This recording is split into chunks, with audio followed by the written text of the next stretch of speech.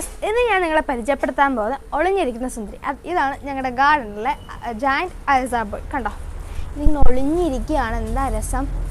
നമുക്ക് രണ്ട് വെറൈറ്റി ആയിട്ടുള്ള അരസാബോയ് ആണ് ഉള്ളത്. ഒന്നെന്ന് പറയുന്നത് ജയൻ്റ് ആണ്. ഇതാണ് ജയൻറ്റ് എന്ന് പറയുന്നത്. ഒരു ഓവൽ ഷേപ്പാണ്. കണ്ടോ, വലിയതാണ്. പിന്നെ ഇതിൻ്റെ ലീഫും ഇച്ചിരി കൂടി ഇതാണ്.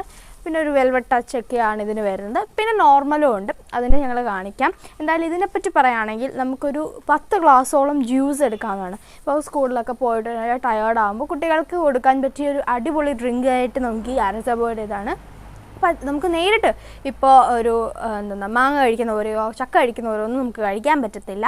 പുളിയാണ് ഇതിന്, പക്ഷെ നല്ല ഫ്ലേവറാണ്. ജ്യൂസ് അടിച്ച് കൊടുക്കാവുന്നതാണ്. പിന്നെ ഇതിനെപ്പറ്റി പറയുകയാണെങ്കിൽ കണ്ടോ, ഇതൊരു ബുഷായിട്ട് നമുക്ക് വളർത്താവുന്നതാണ്. ഇതിൻ്റെ അടിയിലായിട്ട് ഇങ്ങനെ വരികയാണ്. ഓൾസോസ് കണ്ടോ, ഇവിടെ ഒളിച്ചിരിക്കുകയാണ്. ഇത് പഴുക്കുമ്പോൾ ഒരു മഞ്ഞ നിറത്തിലാവുമ്പോഴേ നമ്മൾ ശരിക്കും ശ്രദ്ധിക്കത്തുള്ളൂ. ഇവിടെ ഇങ്ങനെ ഒരെണ്ണമുണ്ട്, പക്ഷെ കണ്ടാൽ നമുക്ക് മനസ്സിലാകത്തില്ല. പിന്നെ ഒരുപാട് പൂവുണ്ട്, നല്ല സ്മെല്ലുമാണ് ഇതിൻ്റേത്. അപ്പോൾ ഇതിൻ്റെ ജ്യൂസ് എന്തായാലും ഞങ്ങൾ അടിക്കുന്നുണ്ട്. എന്തായാലും നമുക്കിനി നോർമലായിട്ടുള്ള ഈ അരസാബോയുടെ പ്ലാന്റ് ഒന്ന് പോയി കാണാവേ. കുറ്റിച്ചെടിയായിട്ട് വളർത്താൻ പറ്റുന്ന സാധനമല്ലേ? ആണ്. ഇത് ബുഷായിട്ട് നമുക്ക് ഇതുപോലെ വളർത്താവുന്നതേ ഉള്ളൂ. നമ്മളിപ്പോൾ ഡ്രമ്മിലാണ് വെച്ചേക്കുന്നത്. വീണ്ടും മുറ്റത്ത് വെക്കാവുന്നതാണ്. അതൊക്കെ നമ്മുടെ സൗകര്യം അനുസരിച്ച് നമുക്ക് ചെയ്യാവുന്നതാണ്. 50 ലിറ്ററിന്റെ ഡ്രമ്മിലാണ് നമ്മൾ വെച്ചേക്കുന്നത്.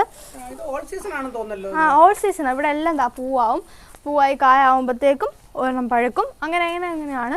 നല്ല സ്മെല്ലായിട്ടുള്ള നല്ലൊരു ആണ്. നല്ല മണമാണ്. ഇവിടെയൊക്കെ നമ്മൾ അടുത്ത് നിൽക്കുമ്പോൾ തന്നെ നല്ല സ്മെല്ലാണ് ഈ പൂവിൻ്റെ.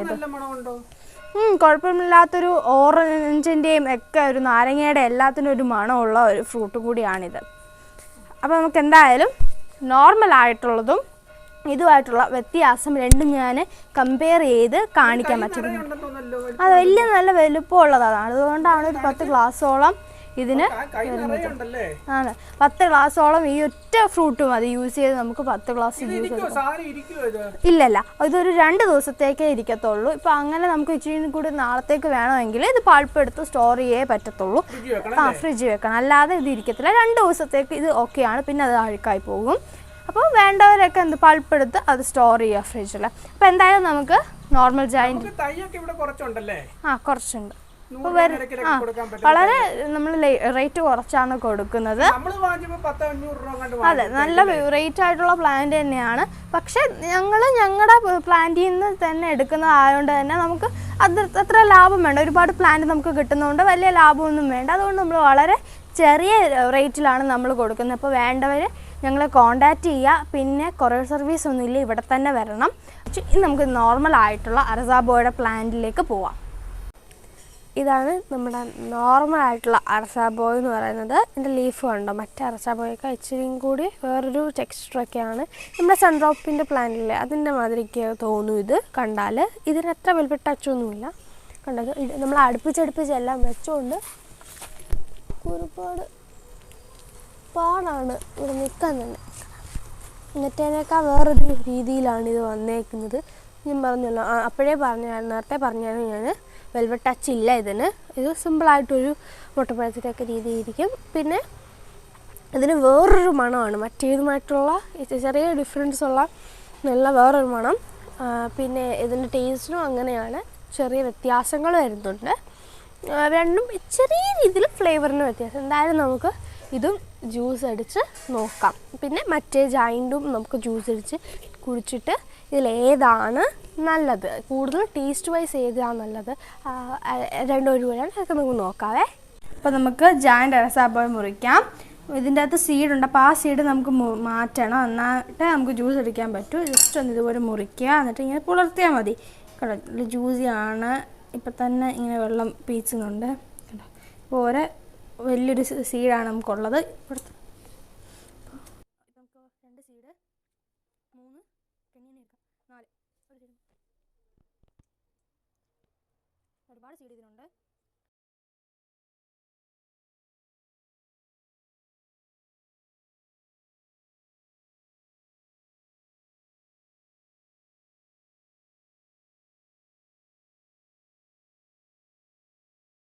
അപ്പോൾ നമ്മൾ അതെല്ലാം മുറിച്ചിട്ട് നമുക്കത് മിക്സി ജാറിലോട്ട് മാറ്റാം.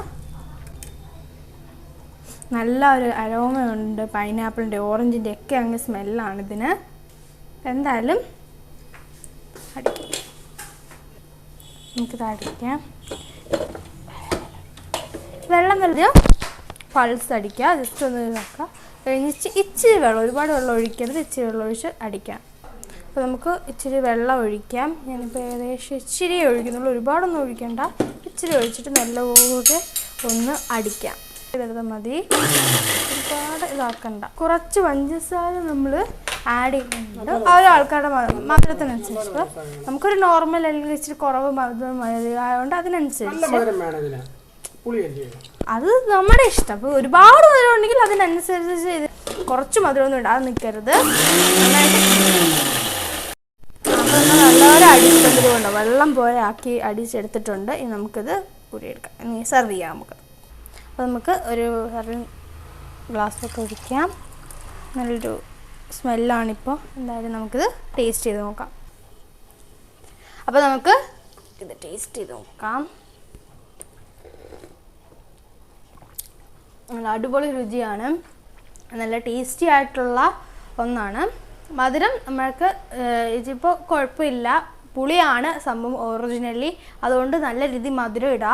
അപ്പോൾ ഞങ്ങൾക്ക് ആവശ്യത്തിലുള്ള മധുരം ഞങ്ങൾ ഇട്ടു. അപ്പോൾ നിങ്ങളുടെ ഇതിനനുസരിച്ച് ജസ്റ്റ് പൈനാപ്പിളിൻ്റെ ഉണ്ട്, ലെമൺ വൈൻ്റെ ഇത്, ലെമൺ ഓറഞ്ച്, അങ്ങനെയുള്ള എല്ലാത്തിൻ്റെ ഒരു ഫ്ലേവർ ഉണ്ട്. നല്ലൊരു അടിപൊളി ജ്യൂസാണ്, നല്ല ഹെൽത്തിയാണ്. അത് മാത്രമല്ല നല്ലൊരു ഇത് ഇച്ചിരി കുടിക്കുമ്പോൾ തന്നെ നമുക്ക് നല്ലൊരു ഒരു എനർജി ഫീൽ ചെയ്യുന്ന നല്ലൊരു ഡ്രിങ്കാണ്. അപ്പോൾ ഇനിയും നമുക്ക് എല്ലാവർക്കും ഈ വീഡിയോ ഇഷ്ടപ്പെട്ടെന്ന് വിചാരിക്കുന്നു. Thank you.